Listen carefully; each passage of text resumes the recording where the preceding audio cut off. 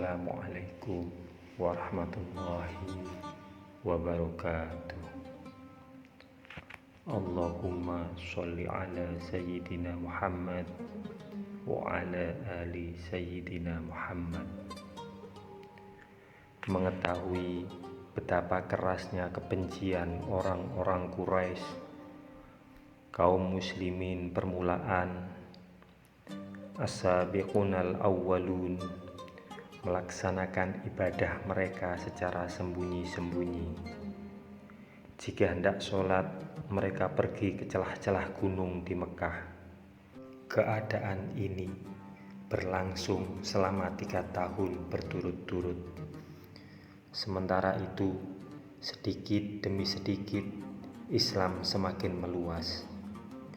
Firman Allah yang turun satu demi satu semakin memperkuat keyakinan kaum muslimin. Ada satu hal yang membuat dakwah Islam berkembang, yaitu keteladanan Rasulullah SAW yang beliau contohkan dengan sangat baik. Beliau adalah orang yang penuh bakti dan penuh kasih sayang. Beliau juga sangat rendah hati sekaligus gagah berani. Tutur kata beliau lembut dan selalu berlaku adil. Hak setiap orang pasti ditunaikan sebagaimana mestinya. Perlakuan Rasulullah SAW terhadap orang-orang yang lemah, yatim piatu, orang sengsara, dan orang miskin adalah perlakuan yang penuh kasih, lembut, dan sayang. Pada malam hari, beliau tidak cepat tidur. Beliau bertahajud dan membaca wahyu yang disampaikan Allah padanya. Beliau selalu merenung tentang nasib umatnya. Beliau juga merenungkan betapa luar biasanya penciptaan langit, bumi, dan segala isinya. Seluruh permohonannya dihadapkan kepada Allah. Hal-hal seperti itu membuat orang-orang yang sudah beriman semakin bertambah cintanya kepada Islam dan semakin kukuh keimanannya.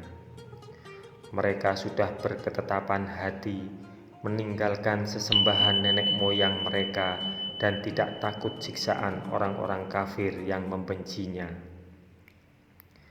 Kalau orang lain telah Rasulullah SAW dakwahi, bagaimana dengan keluarga beliau? Apakah beliau juga berdakwah kepada paman-paman beliau yang sebagiannya merupakan para pembesar Quraisy yang disegani? Apa yang mereka lakukan ketika mereka tahu bahwa Rasulullah SAW mengajak meninggalkan sesembahan berhala yang telah begitu lama diwariskan oleh nenek moyang mereka?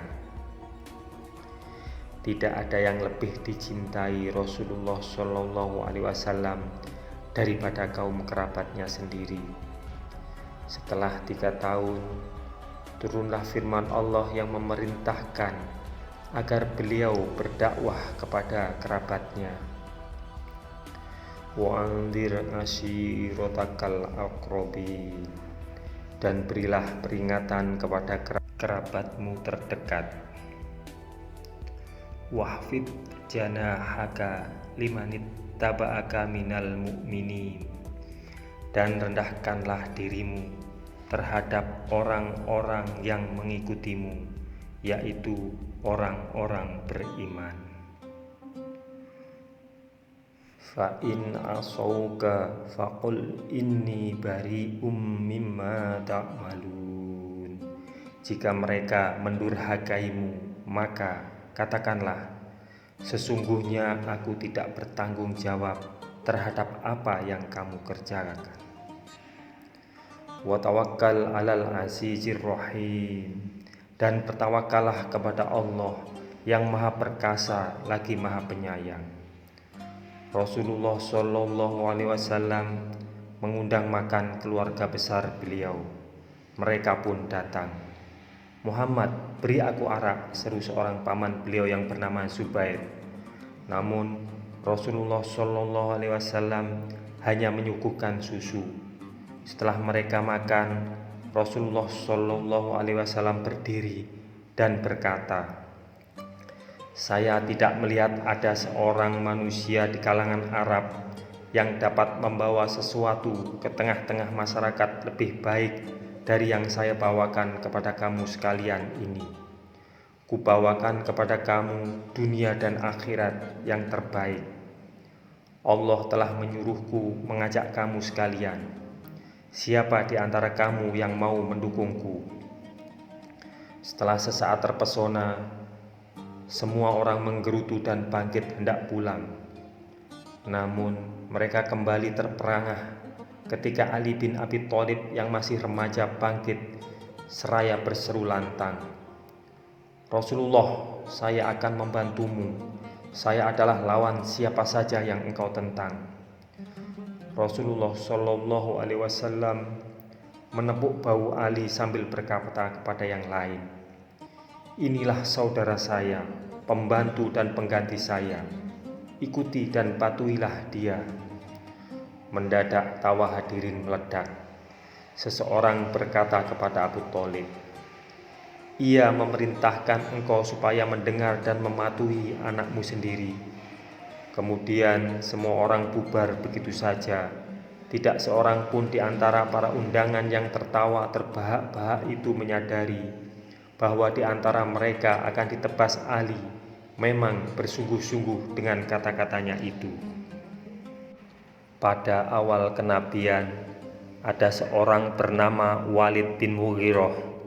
Ia mempunyai 2 sahabat yang merupakan penyair hebat. Dengan syair-syairnya mereka berusaha menjelek-jelekan Rasulullah Shallallahu Alaihi Wasallam.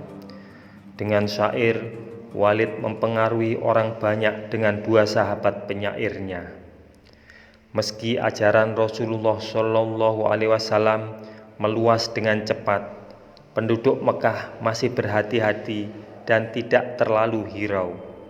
Mereka menduga ajakan Rasulullah Shallallahu Alaihi Wasallam akan hilang dengan sendirinya dan orang akan kembali menyembah kepercayaan nenek moyang mereka. Yang akhirnya yang menang pasti Hubal, Lata, dan Uzza, pikir mereka. Tidak sadar bahwa keimanan murni yang diajarkan Rasulullah Shallallahu Alaihi Wasallam tidak dapat dikalahkan. Semoga kisah ini bermanfaat untuk kita semua. Wassalamualaikum warahmatullahi wabarakatuh. Mudah-mudahan kelak kita akan mendapatkan syafaat dari Nabi besar Muhammad Sallallahu Alaihi Wasallam. Amin, amin, amin, ya Rabbal Alamin.